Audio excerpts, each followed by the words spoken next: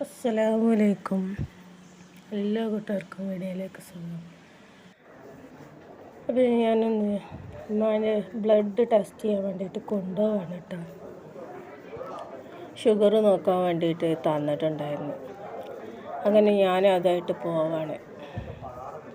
111 കൊണ്ടുപോയി ടെസ്റ്റ് ചെയ്യേണ്ടത്.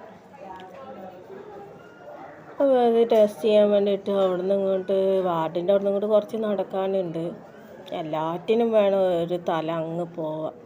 അപ്പോൾ നല്ല ക്യൂ നിൽക്കുന്നുണ്ട് ഇതൊക്കെ ടെസ്റ്റ് ചെയ്യാൻ വേണ്ടിയിട്ട്. അപ്പോൾ ഇവിടെ ഒരു ബോർഡ് വെച്ചിട്ടുണ്ട്.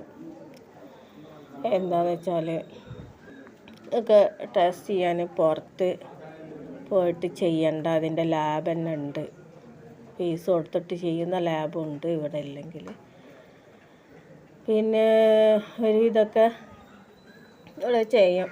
Scanning, x ray, MRI scanning. അപ്പം അതിനൊക്കെ പൈസ വേണം കേട്ടോ. ECG അങ്ങനെയുള്ള ഈ ടെസ്റ്റുകൾക്കൊക്കെ പൈസ വേണം.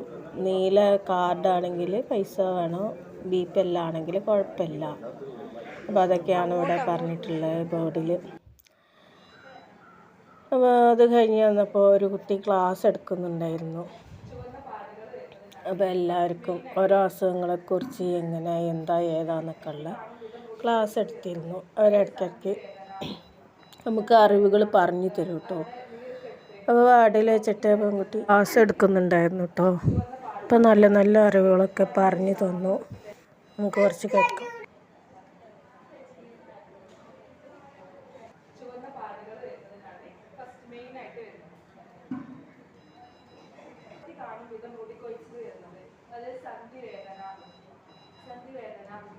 അവിടെ നീർക്കെട്ട്, പിന്നെ ത്വക്കില് ചുവന്ന പാടുകൾ, അങ്ങനെ വരുന്നത് പനി, ശ്വാസം വിട്ട്. അങ്ങനെ ഇളനീ വേണമെന്ന് പറഞ്ഞിട്ടും ഇളനീ മേടിക്കാൻ പോയതാണ്. അപ്പോൾ ഇവിടെ ഇളനീ വെക്കുന്നുണ്ട്. നമുക്ക് ചോറൊന്നും കഴിക്കാൻ വയ്യ. അങ്ങനെ ഇളനീ മേടിക്കാൻ വേണ്ടിയിട്ട് വന്നതാണ്. അപ്പോൾ നല്ല നല്ല ഇളനീ ഉണ്ട്. അപ്പോൾ നിങ്ങൾ എന്തെങ്കിലും വേറെ എന്തെങ്കിലും മേടിക്കണ്ടെങ്കിൽ മേടിച്ചിട്ട് പോരുമായിരുന്നു. അപ്പോൾ പാൽ ഇട്ടിട്ടുണ്ടായിരുന്നു.